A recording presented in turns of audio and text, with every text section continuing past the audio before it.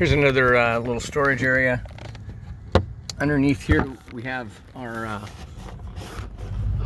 big storage battery, one of the storage batteries, and this is the power inverter and the controls for the solar panel.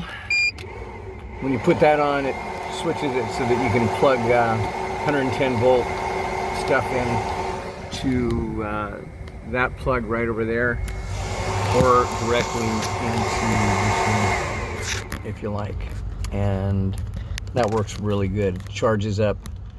The solar panel charges both of the big storage batteries, and really works out well. And I'll show you the top view of this in a minute. There is also storage underneath the seats, which I leave the little bars that go across the middle so that you can make your bed across here, and I'll show you how that works in a few minutes too. Okay? And yeah,